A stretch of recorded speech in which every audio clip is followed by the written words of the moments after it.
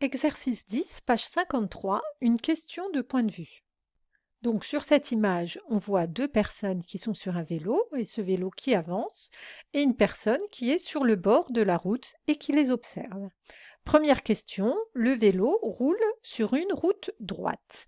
On vous demandait de dessiner la trajectoire du guidon du vélo. Alors le guidon du vélo, hein, ici, hein, le premier personnage est en train de le tenir, c'est ici, hein, vu par le personnage immobile au bord de la route. Donc, qu'est-ce qu'il va voir, lui, ce personnage-là?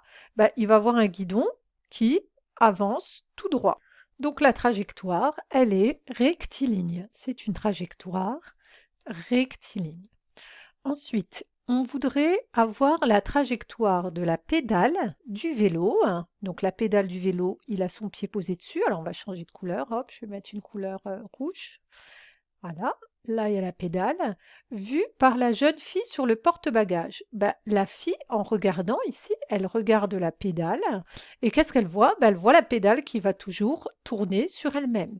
Donc la trajectoire pour la jeune fille, ça va être quelque chose de ce type-là. Donc c'est une trajectoire circulaire.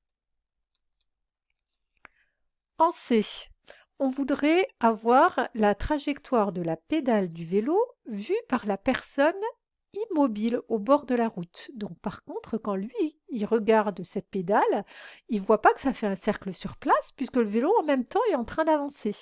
Donc lui, qu'est-ce qu'il voit? Il voit quelque chose qui tourne mais qui avance en même temps. Donc il va voir quelque chose de ce type-là. Donc dans ce cas-là, la trajectoire, elle est plutôt de ce type-là.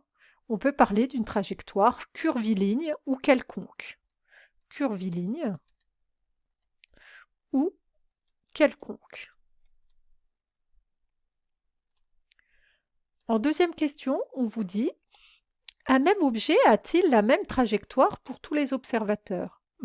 On voit bien que non, hein. Là, on a observé la pédale et la pédale du vélo, mais par la jeune fille ou alors par la personne au bord de la route, et on voit que la trajectoire n'est pas la même. Donc non, hein, un même objet n'a pas la même trajectoire pour tous les observateurs, et justement, on sait que le mouvement, la trajectoire d'un objet dépend de l'observateur. On dit qu'elle dépend du référentiel. Le mouvement d'un objet dépend de l'observateur, qu'on appelle le référentiel.